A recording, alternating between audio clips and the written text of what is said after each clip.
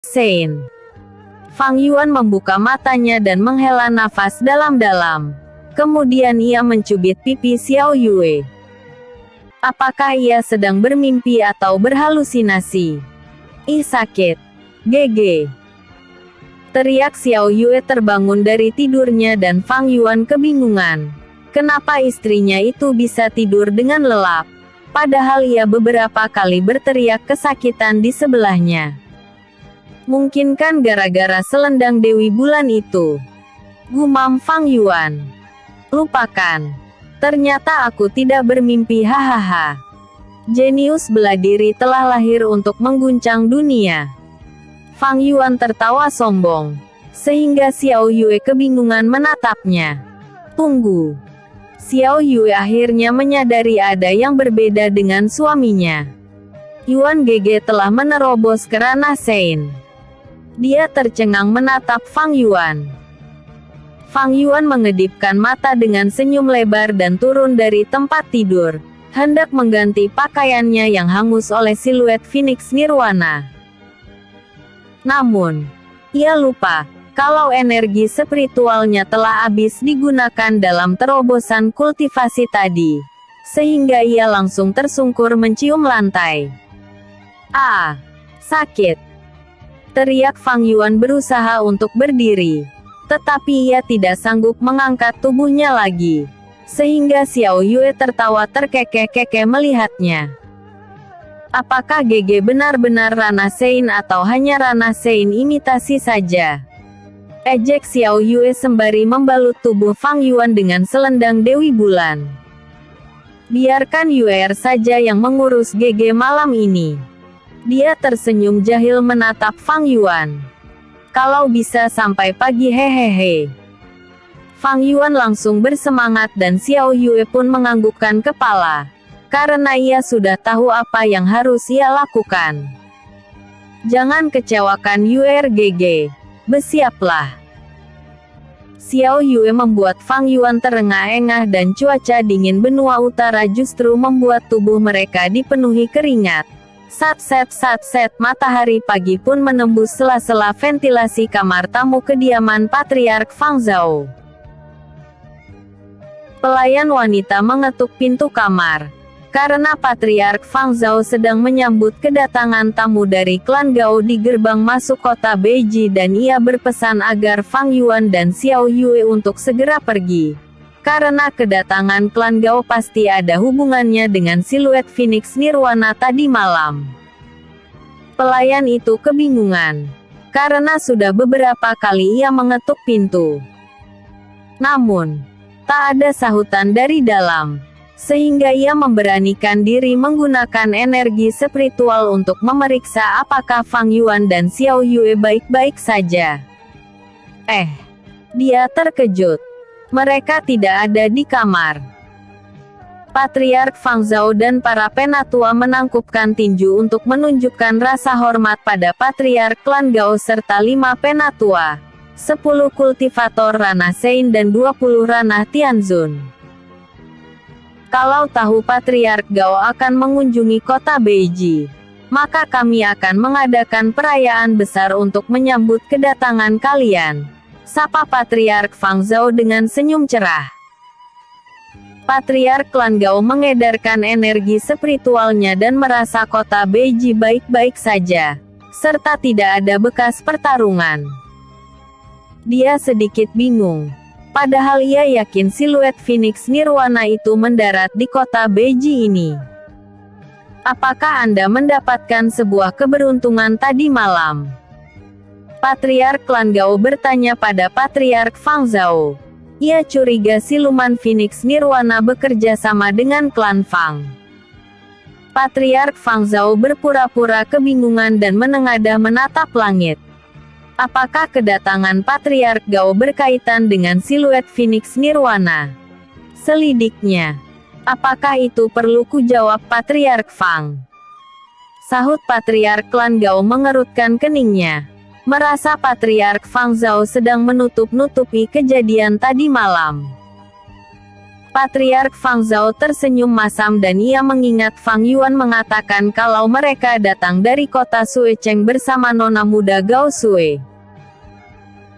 Siluet Phoenix Nirwana tadi malam itu adalah pesan yang dikirim klan Xiao dari benua barat untuk menantu kami. Jawabnya dan yakin Patriark klan Gao tidak akan bertindak arogan setelah mengetahui fakta ini.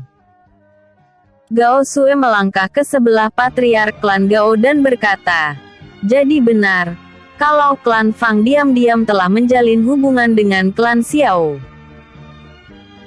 Awalnya Gao Sue tidak percaya dengan ucapan Fang Yuan bahwa istrinya berasal dari klan Xiao. Karena hingga sekarang klan Fang tetap membayar upeti pada klan Gao dan itu membuatnya bingung. Kenapa klan Fang masih meminta perlindungan pada klan Gao-nya? Patriark klan Gao hanya diam saja mendengar pertanyaan Gao Sue dan ia mengalihkan perhatian pada Patriark Fang Zhao, menunggu jawabannya. Patriark Fang Zhao mengerutkan keningnya dan berkata, "Sebenarnya keponakan Fang Yuan telah lama tinggal di benua barat dan dibesarkan di sana, sehingga tidak ada hubungan antara klan Fang dengan klan Xiao. Bahkan ia datang kemari atas inisiatifnya saja hehehe." Gao Sue merasa telah ditipu oleh Fang Yuan. Tetapi Fang Yuan sudah tidak ada di klan Fang lagi. Sehingga ia tidak bisa menghajar pemuda yang pandai membual tersebut. Dia juga menyadari, sumber kekayaannya itu kemungkinan berasal dari klan Xiao, makanya ia berani memberikan mereka 1000 keping emas setiap orangnya. Patriark klan Gao merasa perjalanannya ke kota Beiji ini sia-sia saja dan ia langsung menghilang dari pandangan mereka. Begitu juga dengan para penatua klan Gao, kecuali penatua kedua yang bertanggung jawab atas hubungan kerja sama dengan klan lain. "Maaf atas sikap arogan Patriark kami, Patriark Fang," seru penatua kedua sembari menangkupkan tinju untuk menunjukkan rasa hormat dan sikapnya tampak lebih ramah daripada yang lain. "Itu tidak masalah penatua. Bagaimana kalau kita berdiskusi di kediaman klan Fang kami saja?" sahut Patriark Fang Zhao tersenyum masam. Untung saja bocah itu kabur dengan cepat. Ternyata kelakuannya masih sama seperti yang dulu. Gumam Patriark Fang Zhao mencibir Fang Yuan. Awalnya ia ingin menyuruh Fang Yuan pergi sebelum fajar. Tetapi ia mendengar suara gejolak masa muda di kamar tamu. Sehingga ia memutuskan akan menyuruh mereka pergi saat pagi saja. Namun, tak disangka-sangka klan Gao justru datang sangat cepat sekali dan itu di luar dugaannya. 10 mil dari kota Beiji, Fang Yuan dan Xiao Yue sedang menuju Danau Iceland untuk mengambil lumut mutiara. Bahan utama untuk membuat pil penawar racun satu-satunya yang masih kurang. Fang Yuan tidak ingin segera menyelamatkan Si Hu, siluman rubah yang ada di dalam cincin dimensi Xiao Yue. GG.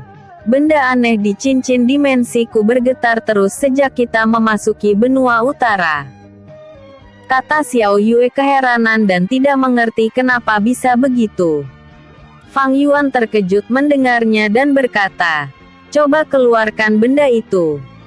Mungkin saja ada harta karun milikmu di benua utara ini." Xiao Yue mengerutkan keningnya. Karena ia sudah berkali-kali berkata tidak ingin disangkut pautkan dengan kerajaan suci Heidong. Walaupun ia dikatakan sebagai reinkarnasi ratu kerajaan tersebut. Jangan merajuk begitu. Dewa tampan ini saja tidak marah dikatakan sebagai reinkarnasi dewa jahat hahaha. Fang Yuan tertawa terkekeh-kekeh dan tiba-tiba ia tercengang saat Xiao Yue mengeluarkan sebuah kristal sekepalan tangan berwarna bening seperti air. Benda ini sepertinya menyerap energi spiritual Yin. Namun, dalam skala kecil, karena ia menyerap Yin, yang paling murni dan ini pasti bermanfaat untuk kemajuan kultivasimu. Katanya lagi setelah mengamatinya beberapa saat. Berarti aku hanya perlu memegangnya saja. GG. Sahut Xiao Yue. Karena bila disimpan di dalam cincin dimensi maka kristal itu akan bergetar terus. Fang Yuan menganggukkan kepala dan berkata, kita harus mencari tempat yang paling dingin di benua utara ini sebelum menuju benua tengah. Karena di sana tak akan ada tempat seperti ini yang cocok untukmu berkultivasi. Baik. Xiao Yue mengikuti Fang Yuan yang melesat menggunakan teknik meringankan tubuh, melangkah di atas tumpukan salju yang sangat tebal. Berkat support dari pembaca setia Babang Tampan, novel Fang Yuan akhirnya juara 2. Lope-lope you semua. Thank you. Episode sebelumnya, Fang Yuan melakukan penerobosan kultivasi. Episode berikutnya, reaksi klan Chu. Apakah kamu yakin orang-orang klan Gu tidak membohongimu? Patriark klan Chu terkejut mendengar laporan dari Chu Feng kalau ada yang mendapatkan warisan leluhur Chu Mei mereka. Aku bersumpah atas nama leluhur, Patriark. Sahut Chu Feng dengan sungguh-sungguh. Gu Heng tidak mungkin berbohong dan saat itu kami juga mengundang nona muda dari klan Gao. Jadi, tak ada alasan lain bagi Gu Heng membohongiku. Chu Feng sangat percaya pada Gu Heng walaupun saat terbukanya kediaman kuno, ia dan 3 anggota klan Chu lainnya memilih meninggalkan tempat itu, karena takut leluhurnya murka. Bagaimana pendapat kalian? Patriark klan Chu meminta pendapat para penatua. Keputusan apa yang akan klan Chu ambil terhadap pencuri harta warisan leluhur mereka tersebut walaupun sebenarnya selendang Dewi Bulan telah mengakui Xiao Yue sebagai tuan barunya.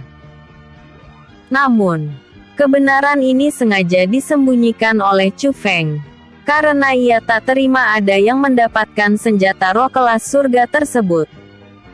Menurut pendapatku, Patriark, sebaiknya kita rebut saja selendang Dewi Bulan tersebut dan kebetulan aku mendapatkan informasi dari mata-mata yang kita taruh di klan Fang mengatakan bahwa pasangan muda itu telah meninggalkan kota Beiji. Namun, informan kita tidak mengetahui kemana mereka pergi. Satu lagi ia telah mencapai ranah Sein. Sungguh jenius yang hanya ada sekali dalam sejuta tahun. Kata penatua pertama memberikan pendapatnya. Chu Feng tercengang mendengarnya. Karena saat di kediaman kuno Xiao Yue yang menerobos ke ranah Tianzun dan tiba-tiba saja Fang Yuan juga menerobos 2 tingkat basis kultivasi. Sebaiknya kita melenyapkan pasangan muda dengan bakat mengerikan itu. Aku yakin di masa depan, keduanya akan menggenggam dunia ini di bawah telapak tangan mereka. Sahut penatua kedua. Karena sudah biasa sebuah klan berusaha melenyapkan murid jenius dari klan lain, agar dominasi klan mereka tidak tergantikan di masa depan. Betul. Aku yakin klan besar lain tidak akan mengambil tindakan walaupun rencana kita ketahuan. Karena mereka juga pasti khawatir dengan perkembangan pasangan muda ini. Aku setuju juga.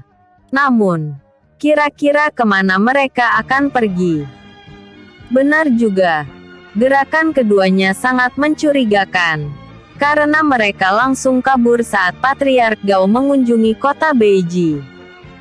Apa siluet Phoenix Nirwana itu adalah penolong mereka? Chu Feng teringat kalau Xiao Yue menggunakan teknik aneh saat menyerap energi spiritual di sekitarnya saat di kediaman kuno. Sepertinya aku tahu kemana tujuan mereka, Patriark. Chu Feng menyela diskusi para penatua. Patriark klan Chu menatap Chu Feng dan menunggu jawaban darinya. Mereka pasti menuju tempat yang paling dingin di wilayah klan Fang.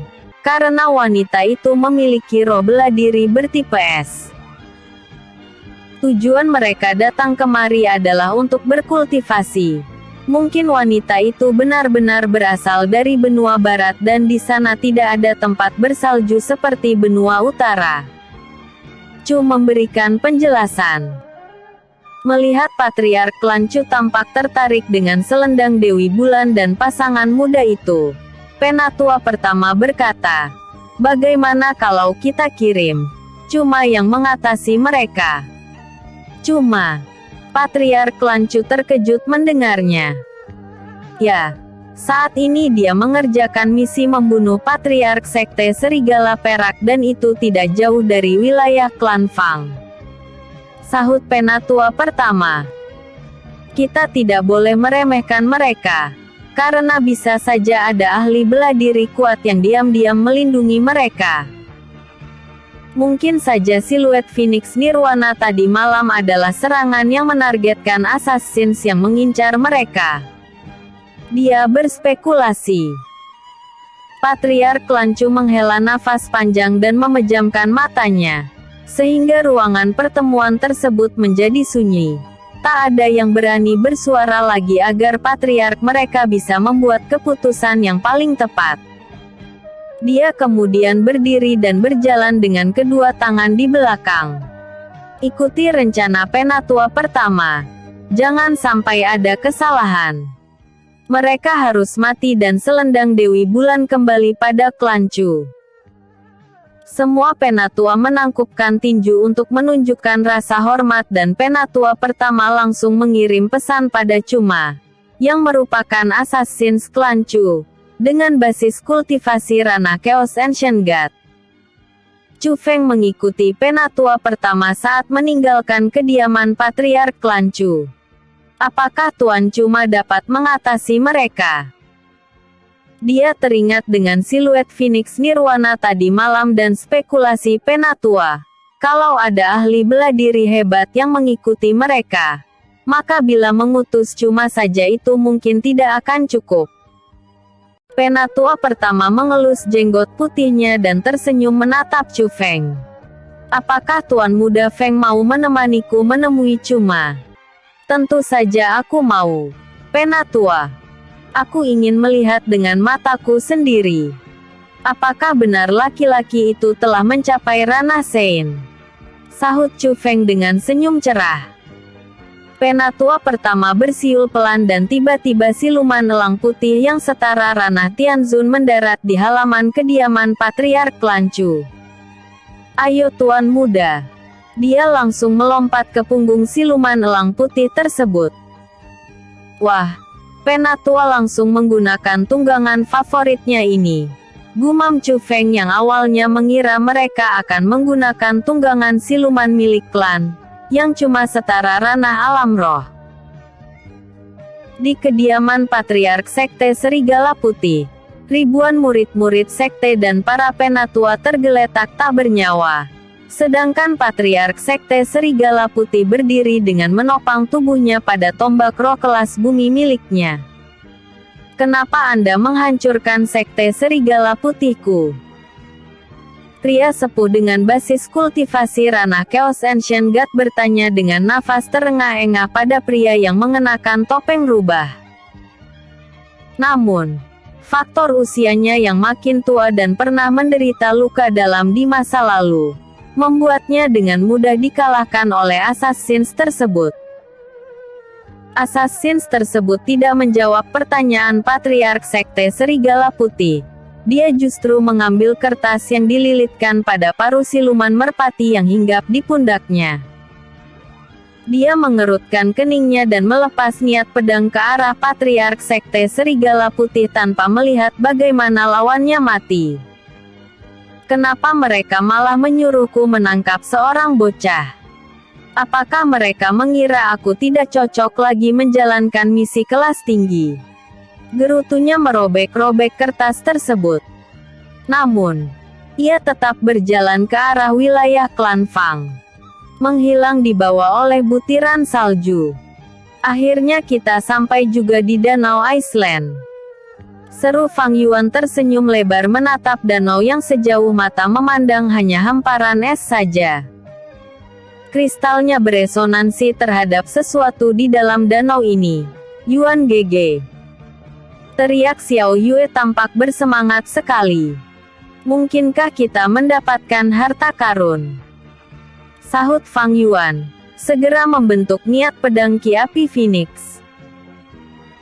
Berbeda dari sebelum-sebelumnya. Niat pedang yang muncul kali ini sepanjang 50 tombak dan hanya hawa panasnya saja sudah melelehkan permukaan es Danau Iceland. Kemudian niat pedang tersebut menusuk permukaan danau dan masuk hingga 1000 tombak ke dasar danau. Kalau butuh nafas buatan kata. Belum selesai Fang Yuan berbicara. Tiba-tiba Xiao Yue malah menyelam lebih dulu. Sehingga Fang Yuan tersenyum masam. Setidaknya pujilah mahakarya niat pedangku ini. Dia langsung menyusul Xiao Yue. Episode sebelumnya, Ranah Sein. Episode berikutnya, Mutiara Surgawi.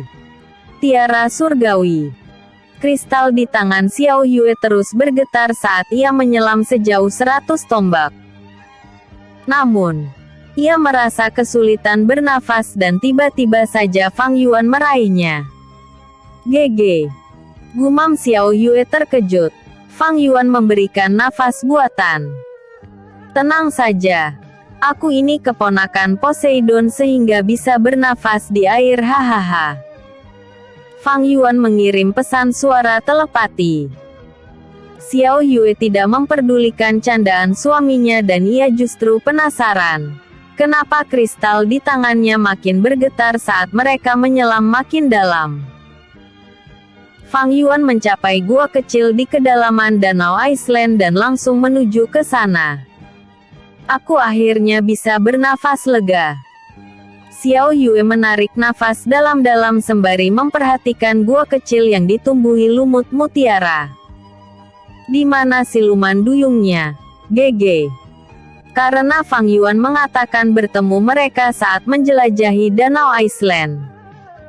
Fang Yuan tampak kebingungan. Karena gua tersebut sepertinya tidak dikunjungi dalam waktu yang lama.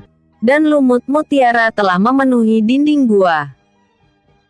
Mungkin mereka telah berimigrasi atau menemukan tempat lain yang memiliki banyak makanan. Sahut Fang Yuan langsung mengambil lumut mutiara. Danau Iceland ini sangat luas dan dalam. Mungkin aku hanya menjelajahi area 10 saja. Katanya lagi. Kristal ini sepertinya masih beresonansi terhadap sesuatu yang ada di dasar danau. Kata Xiao Yue sembari mengerutkan keningnya. Apa GG mengetahui apa yang ada di dasar sana? Dia makin penasaran. Fang Yuan menggelengkan kepala. Karena dulu ia cuma mengandalkan kekuatan fisik saja. Sehingga ia tidak berani menyelam terlalu dalam. Karena makin menyelam ke dalam maka makin dingin suhu di sekitarnya. Bahkan ia pernah mengalami jantungnya berhenti berdetak beberapa tarikan nafas. Untung saja ia langsung kembali ke permukaan Danau Iceland. Xiao Yue tidak mau mengambil resiko menyelam ke dasar danau. Karena bisa saja ada siluman yang setara Ranah Absolute God di sana. Makanya kristal di tangannya beresonansi dan ia juga tidak tahu apa saja fungsi kristal tersebut, selain menyerap energi spiritual yin di sekitarnya. Aku akan berkultivasi. Sayang kalau energi spiritual yin sebanyak ini disia-siakan. Kata Xiao Yue langsung duduk bersila dan menaruh kristal yang terus bergetar di sebelahnya. Fang Yuan memanen habis lumut mutiara di gua tersebut dan tidak memiliki kerjaan lagi selain memandangi Xiao Yue yang sedang berkultivasi. Namun, ia heran. Kenapa siluman duyung tidak ke sini lagi dan ia juga penasaran apa sebenarnya yang ada di dasar Danau Iceland. Aku telah memiliki roh bela diri bertipe api yang dapat menghangatkan tubuhku. Fang Yuan berpikir untuk mencoba mencari tahu harta apa yang ada di sana. Maaf, Yue, aku akan membantumu mendapatkan harta itu. Gumamnya. mengambil kristal di sebelah Xiao Yue dan langsung menyelam ke dasar danau Iceland. Tidak seperti di bagian permukaan danau. Di bagian terdalamnya langsung memberikan tekanan mengerikan. Fang Yuan merasa tubuhnya seperti ditimpa batu besar dan tiba-tiba ia melihat cahaya putih kecil. Namun, saat ia mendekat, cahaya itu makin besar dan tiba-tiba ia tercengang. Mutiara surgawi. Detak jantung Fang Yuan berdebar-debar kencang. Pantas saja siluman duyung menjauhi tempat ini. Karena ada siluman kerang ilusi yang akan menjebak mangsanya dengan mutiara surgawi itu dan saat mangsanya tersebut masuk ke dalam cangkangnya, maka ia akan memakan mereka. Jadi ini penyebab tidak ada siluman di sekitar sini. Kristal di tangan Fang Yuan menyerap energi spiritual yin dari mutiara surgawi. Sehingga siluman kerang ilusi menyadari kedatangan Fang Yuan dan langsung melepaskan teknik ilusi untuk menggodanya. Namun, Fang Yuan menjaga jaraknya dengannya, sehingga teknik ilusi tidak dapat menjangkaunya. Hei, siluman busuk, aku adalah pejantan tangguh yang setia pada pasangannya. Jangan harap ilusi penggodamu dapat meluluhkan hatiku. Fang Yuan mengejek siluman yang setara ranah Chaos Ancient God tersebut dengan mengacungkan jati tengah.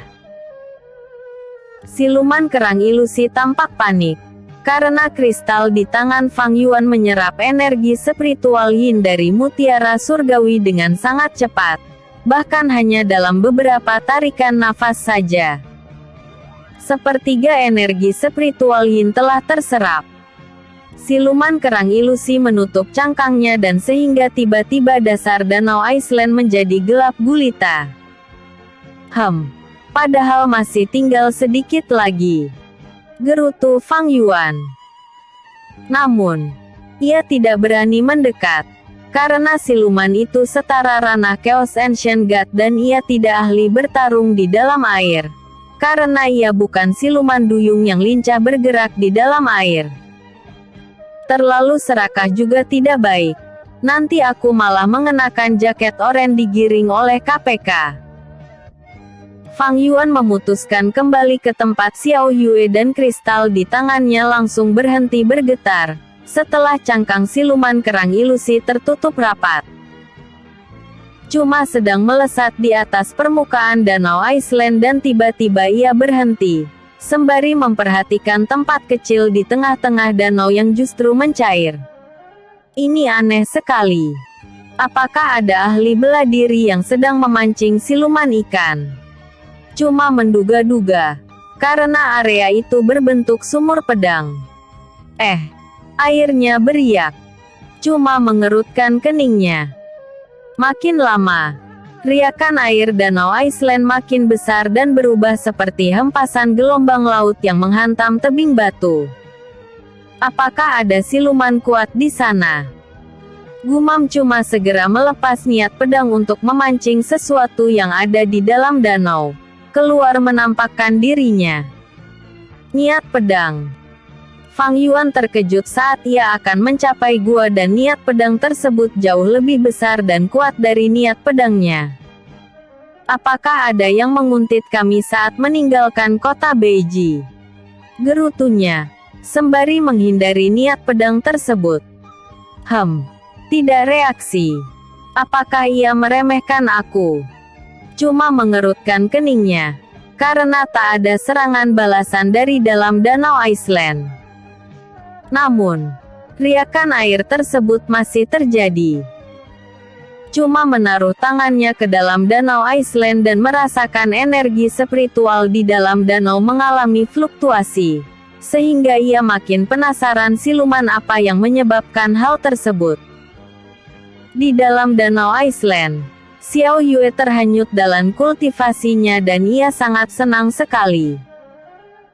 Suaminya memberikan teknik pernafasan alam ini padanya, sehingga ia dengan bebas bisa menyerap energi spiritual di sekitarnya. Roh bela diri rubah putihnya terus menyerap energi spiritual Yin untuk membentuk tubuh yang lebih besar di dalam dunia ilusi di dantiannya. Fang Yuan memasuki gua tersebut dan terkejut. Ternyata Xiao Yue yang menyebabkan fluktuasi energi spiritual di Danau Iceland. Mungkin yang melepas niat pedang tadi mengira fluktuasi energi spiritual ini disebabkan oleh siluman. Tebaknya sembari duduk di sebelah Xiao Yue. Kalau begini, ia akan menjadi yang terkuat di antara ranah Tianzun, hahaha. Kalau aku sih, hanya para dewa saja yang bisa menghentikan langkahku. Dia memuji dirinya sendiri. Catatan, dalam mitologi Yunani kuno, Poseidon adalah dewa yang menguasai lautan, sungai dan danau. Episode sebelumnya, reaksi Klancu. Episode berikutnya, pil penawar racun. Xiao Yue membuka matanya dan langsung tersenyum menatap Fang Yuan.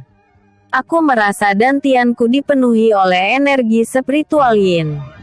Selamat, Yue. Selangkah lagi kamu akan naik ke ranah Sein, sahut Fang Yuan dengan senyum ramah juga. Baiklah, mari kita ke permukaan dan mencari tempat meramu pil penawar racun.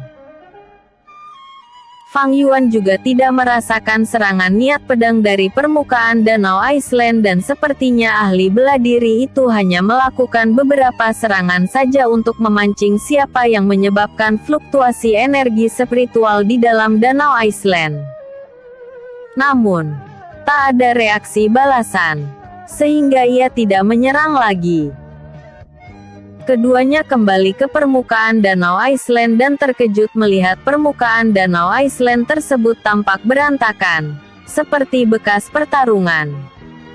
Namun, tak ada siapapun di sana. Aku teringat, Sekte Serigala Putih ada di dekat sini. Seru Fang Yuan memutuskan di sana saja meramu pil-pil penawar racun, tanpa menyelidiki siapa yang melepas niat pedang tadi. 20 mil dari Danau Iceland, cuma berhenti melakukan pencarian target buruannya karena tiba-tiba siluman elang putihnya tiba-tiba hinggap di pundaknya. Cuma menatap mata siluman elang putih dan tiba-tiba gambaran laki-laki dan wanita keluar dari dalam Danau Iceland muncul di benak Cuma. Ternyata target yang kucari selama ini ada di dalam sana. Hahaha, aku telah lengah. Namun, kalian tidak akan lolos bocah bau. Cuma tertawa khas penjahat di sinetron Ikan Terbang Putih. Ikuti mereka dari kejauhan. Dia berkata pada siluman elang putih, yang langsung terbang dengan kecepatan tinggi.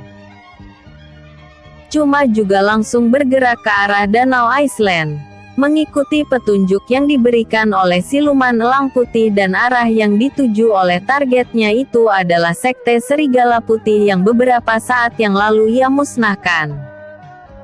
Xiao Yue membelalakkan mata saat melihat pemandangan mengerikan di Sekte Serigala Putih.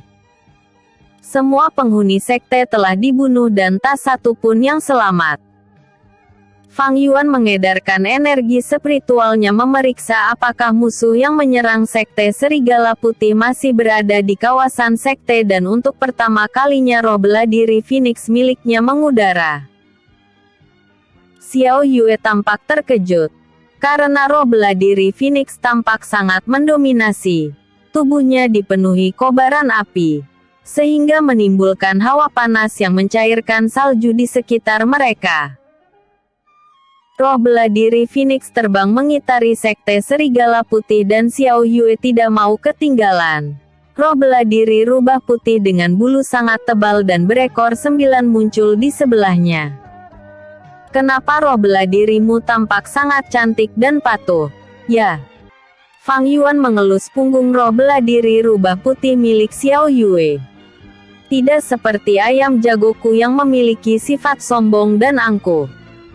Roh bela diri Phoenix langsung bersin menyemburkan api mendengar ejekan tuannya. sehingga membakar sebuah bangunan sekte. Fang Yuan terkejut melihat apa yang dilakukan oleh roh bela diri Phoenix-nya. Sebaiknya kita membakar sekte Serigala Putih saja. Ini adalah satu-satunya cara mengkremasi penghuni sekte Serigala Putih. Apa tidak apa-apa mengkremasi dengan cara seperti itu? Sahut Xiao Yue. Bagaimana kalau dikumpulkan dulu semuanya jadi satu tempat? Dia merasa seperti itu lebih manusiawi. Fang Yuan menggeleng kepala. Kita tidak tahu musuh seperti apa yang telah dilawan oleh sekte Serigala Putih dan mungkin saja mereka akan kembali ke sini lagi. Katanya sembari menjentikkan jarinya dan kobaran api langsung membakar mayat-mayat murid-murid sekte Serigala Putih di hadapannya. Bisa saja musuh itu kembali lagi ke sini dan itu hanya akan merepotkan kita. Yang dikatakan GG masuk akal juga. Sahut Xiao Yue sembari meminta roh rubah putih berpatroli di sekitar sekte Serigala Putih. Kamu jaga aku selama proses meramu pil. Kita harus menghidupkan kembali Siu agar mendapatkan tumpangan ke benua tengah. Hahaha. Kalau kita ke sana menggunakan kuda siluman, mungkin kita akan menghabiskan waktu 2 tahun lebih. Karena saat aku ke Kekaisaran Wei menggunakan kapal terbang asosiasi Sangren saja butuh waktu 6 bulan. Itulah mengapa ia buru-buru mencari tempat setelah mendapatkan lumut mutiara. Xiao Yue mengedarkan energi spiritualnya membelakangi suaminya yang sedang mengeluarkan bahan herbal pembuatan pil penawar racun. Lumut mutiara, kunyit bintang, esensi racun ular 7 warna dan rumput malu langsung dimasukkan ke dalam tungku alkemis oleh Fang Yuan. Api Phoenix kemudian menyala di bawah tungku alkemis dan Fang Yuan menggunakan teknik jiwa untuk mengontrol suhu api agar tetap stabil. Satu batang dupa pun berlalu dan detak jantung Fang Yuan berdegup tak karuan. Karena ia memasuki proses paling krusial. Di mana proses ini tidak boleh terjadi kesalahan. Karena tidak akan ada kesempatan kedua membuat pil penawar racun. Mengingat hanya ada bahan sekali pakai saja. Dengan teknik jiwa, Fang Yuan memisahkan ampas herbal dari cairan berwarna emas yang menggumpal di dalam tungku alkemis.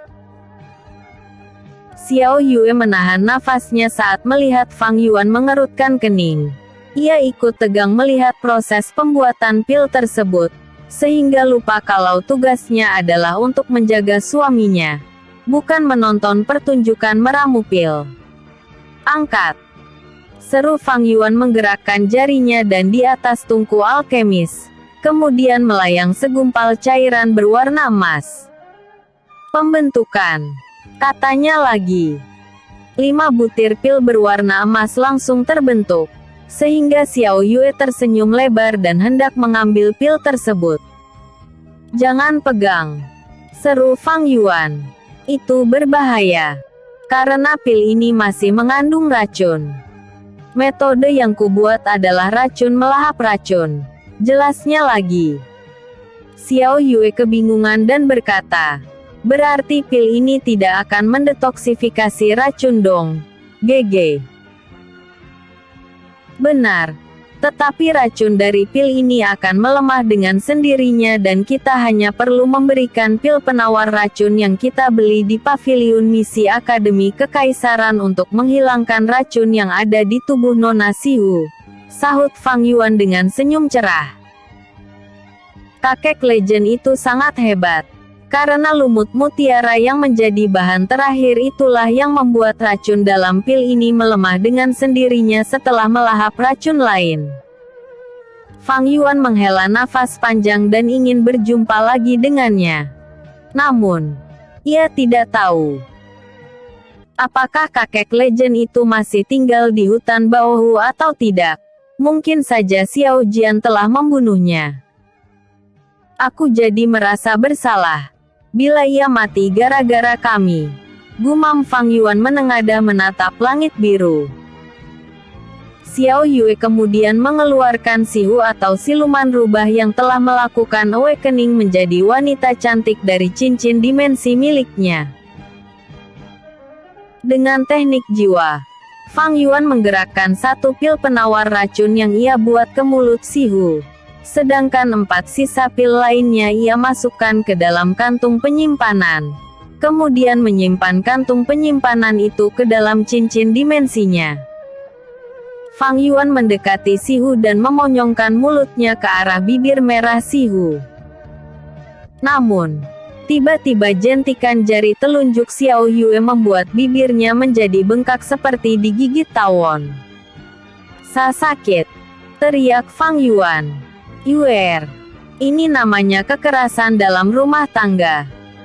Aku hanya ingin membantu Nona Sihu menelan pil itu. Dia mengelus-elus bibirnya yang bengkak. Kan, tinggal gunakan air saja. Beres. Sahut Xiao Yue menuangkan air ke mulut Sihu dan menggunakan energi spiritualnya mendorong air tersebut masuk ke kerongkongannya. Bilang saja mencari kesempatan dalam kemalangan orang lain. Gerutunya. Sehingga Fang Yuan tersenyum masam. Jangan salah sangka. Mana mungkin aku tertarik dengan siluman. Tampangnya saja yang cantik dan itunya yang lumayan lupakan saja. Katanya lagi. Sehingga Xiao Yue menatap tajam padanya. Ups. Keceplosan lagi hahaha. Dia malah tertawa. Episode sebelumnya. Mutiara Surgawi. Episode berikut. Pil jiwa surgawi. Tubuh Sihu kejang-kejang setelah menelan pil penawar racun tersebut dan mulutnya pun berbusa. Membuat Xiao Yue tampak panik. Jangan khawatir, kata Fang Yuan, menenangkan hati istrinya. Gejala ini menandakan pil yang kubuat sangat ampuh. Senyum cerah terpancar di wajah Fang Yuan. Betulkah? Xiao Yue tetap cemas. Apa yang akan kita lakukan selanjutnya? Tanyanya lagi. Kamu berikan dia penawar racun lain setelah tubuhnya berhenti kejang-kejang dan aku akan membuatkan pil jiwa surgawi. Sahut Fang Yuan yang berencana mengobati luka pada meridian Sihu yang mengakibatkan basis kultivasinya turun ke ranah Sein.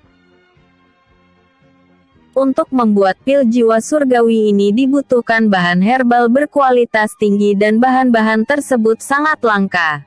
Tetapi untung saja Fang Yuan telah menyiapkan semua bahannya dan salah satu bahan herbal tersebut adalah sebuah kelopak lotus putih yang ia dapatkan di hutan berkabut yang ingin dimasuki oleh klan Xiao. Satu batang dupa pun berlalu dan tubuh Sihu tidak lagi kejang-kejang. Namun, ia memuntahkan darah berwarna hitam pekat. Sehingga Xiao Yue kebingungan dan langsung memberikan pil penawar racun lainnya. Dia kemudian memegang pergelangan tangan Sihu dan merasakan telah terjadi detoksifikasi racun di tubuhnya. Syukurlah. Pil buatan Yuan GG sangat manjur. Gumam Xiao Yue tersenyum menatap Fang Yuan yang sedang dalam tahap membentuk pil jiwa surgawi dengan teknik jiwanya. Wah, pil itu mengeluarkan cahaya menyilaukan. Xiao Yue menyipitkan matanya dan tercium aroma wangi dari pil tersebut. Yah, cuma 2 biji saja. Gerutu Fang Yuan. Karena bahan-bahan yang dibutuhkan untuk membuat pil tersebut sangat mahal. Tetapi ia hanya bisa menyimpan 1 saja untuk mereka. Lain kali aku harus membuat yang lebih bagus lagi. Tingkat kemurniannya cuma 65 saja. Mungkin gara-gara basis kultivasiku yang terlalu rendah. Sesalnya lagi. Sihu kebingungan saat mendengar suara manusia sedang berbicara di benaknya. Sehingga ia ingin melihat siapakah mereka. Karena ia mengingat terakhir kali ia melakukan bunuh diri akibat gagal menjalankan misi menyerang kota Huoshan. Namun, Sihu merasa tubuhnya sangat sakit sekali. Seluruh organ vital di tubuhnya terasa hancur dan dadanya sangat panas, sehingga ia kembali muntah darah. Muntah lagi GG. Suara wanita terdengar di telinga Sihu. Mungkinkah aku tidak berhalusinasi sebelum mati? Gumamnya kebingungan. Oh, itu malah bagus. Sahut suara laki-laki yang telah membuatnya terpaksa melakukan bunuh diri. Dia, Fang Yuan sialan itu. Sihu ingin menghajar laki-laki tersebut. Namun, tubuhnya tetap tidak bisa digerakkan. Bahkan matanya saja tidak bisa dibuka. Sihu berhenti meronta dan hanya bisa pasrah saja dan berharap kematian segera menghampirinya. Karena ia sudah tak tahan lagi menahan sakit yang ia derita. Namun, tubuhku rasanya melakukan generasi. Apakah mereka memberikan pil penyembuhan padaku? Dia bertanya-tanya dalam pikirannya. Beberapa tarikan nafas kemudian, Sihu membuka matanya dan ia melihat senyuman cerah dari wanita cantik dengan mata biru dan rambut putih di hadapannya. Namun, ia terkejut melihat laki-laki bermata hitam dan rambut hitam ikutan tersenyum juga. Itu sangat menjijikkan bagi Sihu, karena laki-laki itu adalah Fang Yuan yang ingin ia siksa hingga mati. Selamat datang kembali ke dunia ini Nona Sihu. Sapa Fang Yuan sembari menangkupkan tinju untuk menunjukkan rasa hormat. Kau laki-laki sialan, teriak Sihu, sehingga ia muntah darah lagi. Jangan banyak bergerak Nona Si, seru Xiao Yue menyeka darah dari sudut bibirnya. Sedangkan Fang Yuan hanya tersenyum masam menatapnya. Tunggu, dari mana kamu mengetahui namaku? Padahal ia tidak mengatakan namanya pada siapapun saat melakukan penyerangan ke kota Huoshan, termasuk paviliun Sang Hui yang memperkerjakannya. Nona Feng Yu datang mencarimu ke Kekaisaran Wei. Setelah ia hilang kontak denganmu. Sahut Fang Yuan merasa tubuhnya menggigil karena teringat saat Feng Yu hampir saja membunuhnya. Yah, dia sangat ramah. Cantik dan tubuhnya seperti gitar Spanyol dan itunya juga sangat best. Ah, aku salah bicara lagi. Sensasi dingin tiba-tiba terasa di tubuhnya dan tatapan mata Xiao Yue seperti siluman elang saja. Tentu saja, istriku jauh lebih cantik dibandingkan kalian berdua hehehe. Sihu tidak menyangka Feng Yu akan mencarinya ke Kekaisaran Wei. Tentu itu akan menarik perhatian para ahli bela diri ranah absolute manusia. Dan ia hanya berharap saudarinya itu baik-baik saja. Fang Yuan tersenyum cerah mendekati Sihu yang tetap jijik terhadap Fang Yuan. Walaupun dirinya telah diselamatkan oleh pemuda tampan tersebut. Namun, ia tiba-tiba tercengang saat melihat pil jiwa surgawi yang dicari-carinya selama ini muncul di tangan Fang Yuan. Apakah ini diberikan oleh saudari Feng? Mata Sihu berbinar-binar dan hendak meraih pil tersebut dari tangan Fang Yuan. Namun, Fang Yuan malah menjauh darinya. Hei, berikan padaku, bentaknya. Fang Yuan membuang mukanya ke arah lain, seolah-olah ia sedang merajuk. Beginikah sikap siluman pada penolongnya? Bahkan aku telah mendaki Mount of God dan menyeberangi lautan tak berujung di selatan untuk mengumpulkan bahan-bahan pembuatan pil jiwa surgawi. Ah! Fang Yuan menengadah menatap langit. Mungkin kamu akan membunuh kami setelah basis kultivasimu pulih kembali. Padahal kami kabur dari wilayah selatan menuju benua utara ini agar terhindar dari kejaran para ranah absolute God yang menginginkan inti silumanmu. Fang Yuan menghela nafas dalam-dalam. Sihu terkejut mendengarnya. Apalagi ada tungku alkemis yang sengaja tidak disimpan oleh Fang Yuan. Tergeletak tak jauh darinya. Sehingga ia menyesal telah berkata kasar padanya. Kok hilang anjim? Umpat Fang Yuan. Karena pil jiwa surgawi yang ada di tangannya tiba-tiba diraih oleh selendang Dewi Bulan milik Xiao Yue. Nona Si, ayo cepat serap pil jiwa surgawi ini agar Nona Si segera pulih dan bisa bertemu dengan Nona Feng Yu lagi, kata Xiao Yue, mengabaikan Fang Yuan yang tersenyum masam menatapnya. Kenapa Yue malah menggagalkan rencanaku membuat Nona Sihu merasa berhutang budi pada kami?